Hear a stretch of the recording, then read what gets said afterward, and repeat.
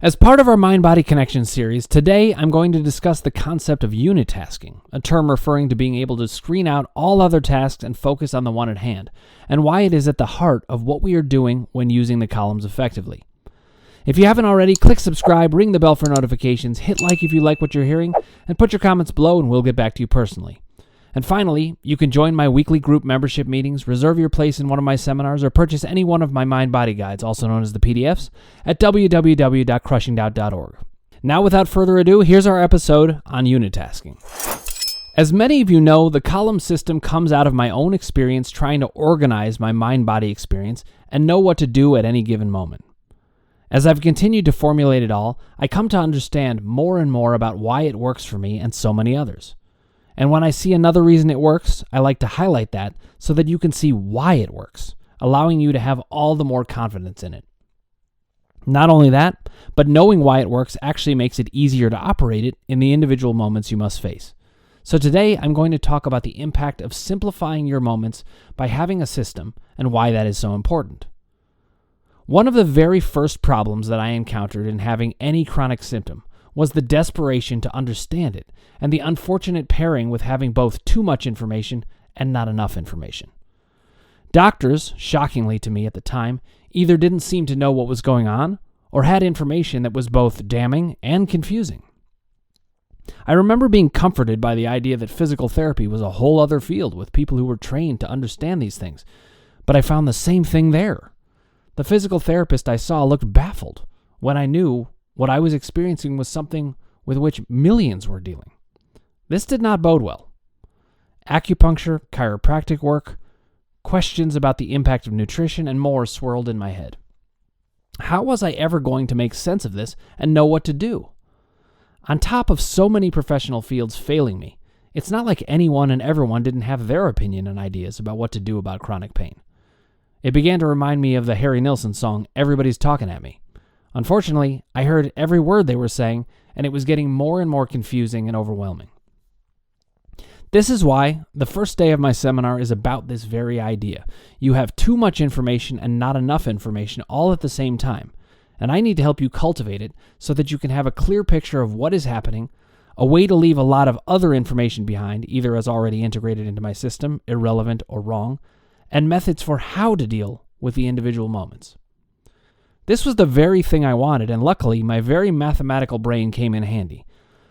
In my experience, most people who are very drawn to psychology do not tend to have a more intrinsically mathematical mind. But this came to be used to my advantage, and now it is for you as well. This is part of why I am able to describe certain things that many others may not see, because I am seeing it differently. And we know that having different, accurate knowledge is the key to things going differently for us.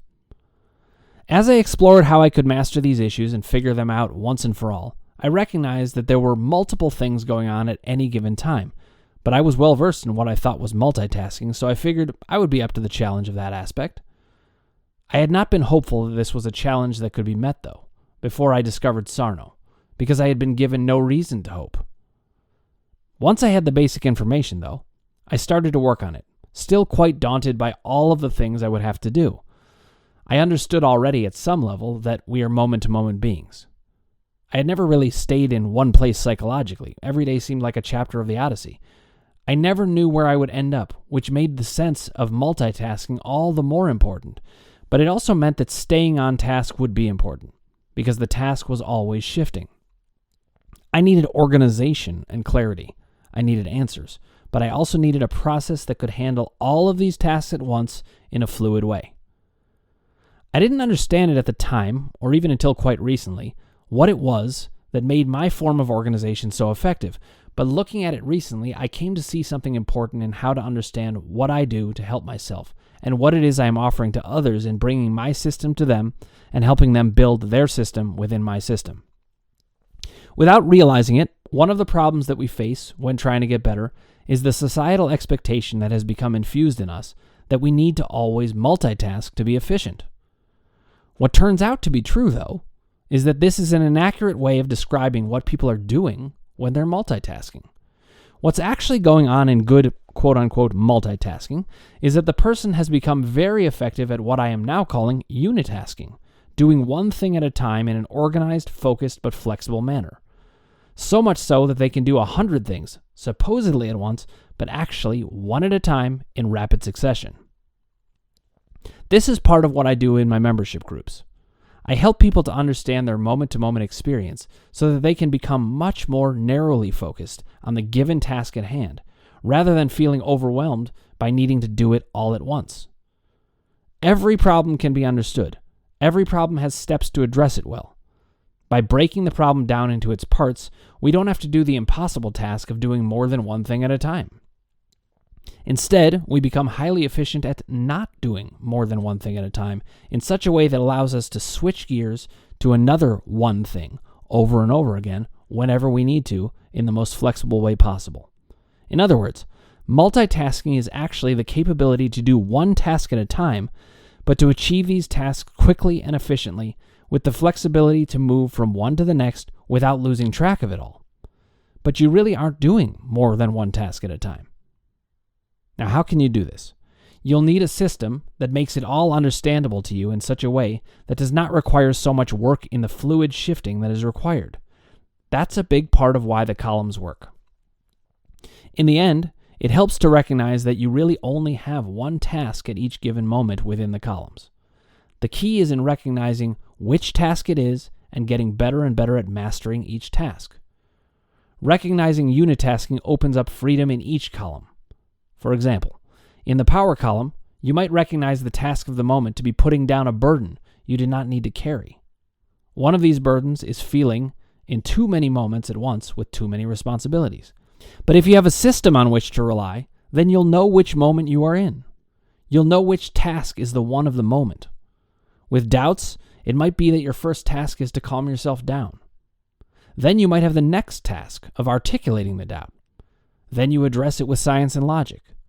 Good multitasking is actually doing one thing at a time effectively over and over, which means you can do it. All you need is some help understanding what your task is at a given moment. The columns not only dictate that, but your body holds all of the wisdom to point you to the task at hand if you know how to speak its language and you're ready to receive its message. Learn to trust your own brain and the science and logic behind a system that can make sense of it all, and you can begin to unitask more quickly and efficiently, steering clear of the pitfalls of overwhelm that can come when something feels unmanageable. One task at a time, we can master all supposedly chronic symptoms and learn to control our acute ones to an astonishing degree. All we need is the right system, and for me and many others, the columns provide just that. I hope you enjoyed this episode on unitasking and how it applies to the columns. If you haven't already, click subscribe, ring the bell for notifications, hit like if you like what you're hearing, and put your comments below and we'll get back to you personally.